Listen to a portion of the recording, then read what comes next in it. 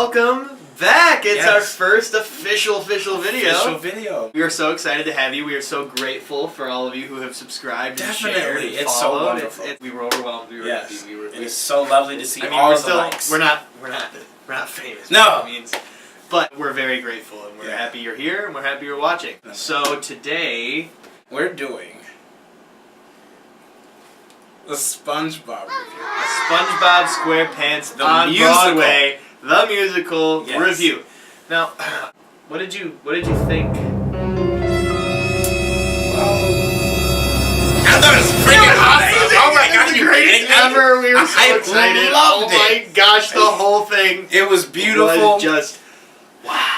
The cast, the set, the music. Set. Oh my god. The story, the original story. It was wonderful. It was all original. It paid homage to the cartoon beautifully. The characters, they were all played perfectly, in my opinion. We're going to try and keep this spoiler-free because a lot of our subscribers and viewers are people who love the theater and love going to see the show. Probably will see the show if they haven't already. So, trying to keep it spoiler-free. Also, we are a little biased because we grew up loving the show. Yeah, I've loved SpongeBob I've loved it ever since I can remember. Like, had the pajamas, had the hats, had the banks, the toys. Everything. Let's start with the plot. Look, I think when you're tackling something that's so well known and has sort of a cult following, there's a lot of I would imagine. I'm not writing musicals, but you have to pander to more than the cult crowd. Obviously, it's written by people who love SpongeBob, for people who love SpongeBob, but it's also written to tell a story that's original. And I think they did a really good job with that. Obviously, I love it because I love SpongeBob going into it, but I think if you go into it not knowing the show, you'll come out singing the songs and knowing the characters. I don't want to speak for anybody, but maybe look at the cartoon, because it is so beautifully crafted around the original characters and setting, but create something new and fresh. I also think that they had some very subtle yet powerful undertones of like racial acceptance and equality, I think. That was very well done. It wasn't doing it for the sake of doing it, but it really spoke to the time we're in, the climate we live in. It spoke to it very well. It was a very nice touch to the show, I thought. Taking something so cartoony and so phantasmic and making it relatable and real. I'm very wary of people who try to take something that's not very deep and make it into this big, deep thing. Not that there's anything wrong with that, but I try, you form your own opinion. But I think in this day and age, we need something that is to a more positive light because of the times we live in. And it's not saying everything's going to be okay, everything's great. I think it does a really good job of saying, hey, sometimes things are bad. Sometimes things are really bad. But we can find joy in each other and acceptance in each other, and then we can deal with those things as long as we, come together. Right. In my opinion, I believe that that's like the greatest part of it all. In SpongeBob, there's all the different types of undersea creatures. Like, you have squids, you have a sponge, you have a starfish, you have a squirrel. And it's just like, just seeing all of them have that moment where it doesn't matter about like who they are and what they are. It's really just at the end coming together as a community. Coming together to overcome something that seems impossible to overcome. It was a subtle thing. No, it was simple. I don't think you need anything more than that. I think that's the beauty of the show. And now about the music. Oh my gosh. I'm going to grab my playbill because I want to read all... That's probably a really flattering shot of me. So here's the playbill. So as he's looking through the playbill, I want to say that the music, first of all, I've never really ever seen a musical where there's not one specific genre of songs. Yeah. Legit different. Even in modern musicals. Every single, even in modern musicals, like a lot of musicals have like all rock or all hip hop or all, jazz, but like this was completely different. Alright, here are the people who were involved with writing the songs and lyrics. Yolanda Adams, who is a gospel writer and singer.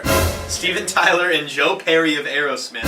Sara Bareilles, Johnathan Coulton, Alex Ebert of Edward Sharpe and the Magnetic Zeros, The Flaming Lips, Lady Antebellum, Cyndi Lauper, and Rob Hyman, John Legend, Panic at the Disco, Plain White Tees, They Might Be Giants, T.I., Dominic and Lil'C, and songs by, God rest his soul, rest in peace, David Bowie, and Brian Eno, Tom Kenny, who was, I think, the original voice of SpongeBob. Oh yeah, the original voice of SpongeBob. And Andy Paley. Additional lyrics by Johnathan Coulton, and additional music by Tom Kitt, who's one of the biggest Broadway composers out there. I'm reading these because I didn't want to misquote and leave anybody out. The risk And having Seriously. so many collaborators. That's what I was thinking, like, you know, it's so many different writers and singers, and it's just like, to come together and literally probably have one song. Yeah. In this entire and it show. dovetails back into coming together Yes. and overcoming an obstacle. Exactly. That obstacle being taking SpongeBob, a cartoon, which nobody Something would have ever that thought. people literally thought that SpongeBob would have been a failed type musical. Oh, yeah. I mean, cartoon aside, jokes aside, whatever. It's just a good show with a simple yet powerful message. And it's not anything that tries to be more than what it is. But like I said, we are a little biased. I'm sure there are things that people would dislike about it, just like anything. I think that a lot of people, as they did with Shrek, looked at it as, oh, well, they took this cartoon and they're turning it into a musical for Broadway. But if you take the opportunity to actually go and watch it, it's really good. I remember when I heard of Shrek musical years ago, I said, that's the dumbest thing. Yeah. And then said the same thing. And then I watched it. They did the filming of it, and I watched it, and I fell in love. It's one of my favorites Seriously, ever. And I'm seeing that phenomena with a lot of people about SpongeBob. They say that's dumb, and you know, people who didn't necessarily care for the cartoon or whatever, or didn't watch it, or even people that did, and then they go see it. I haven't heard anybody say anything bad about it. I mean, I'm sure there are, just like anything, there's probably people who didn't like it, and that's okay. But I mean, the people, I've heard teachers at our school and students have been like, that's into whatever, and then they've gone and seen it for whatever, however. And they loved it. They absolutely loved it. The guy who played SpongeBob was so talented. Oh, it was so perfectly casted. Patrick, he's like that best friend that you feel like you really want to have. Like that one person that you can just, you know, you just do anything with. You know, I would be considered his Patrick, technically, yeah, because, you know, he's the sponge, I'm not. Eyelashes! Anyway, they also had a lot of good references. Oh my god, yes. Okay. All in all, super good. Go see it. Invest your money and your time. You won't regret it. Listen to the soundtrack. Tell your friends. We've got a lot of new segments in the works, and we're very excited about them. And we're going to start bringing our friends on the show here very soon. They're going to be so hilarious. Brace yourselves, because you will love them as much as we do. Oh yeah, you will. It's going to be so much fun, literally. Thank you to Claire Alfeck again for the SpongeBob tickets for Christmas. Thank you sincerely. You're the greatest.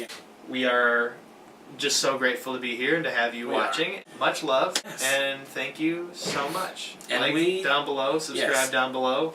Tell your friends, tell your family, tell everyone. We're about to bring in some of the most hilarious challenges, games, just fun nights. Covers. Yes, literally. And you never know when someone may get pranked on this show, too. Yeah.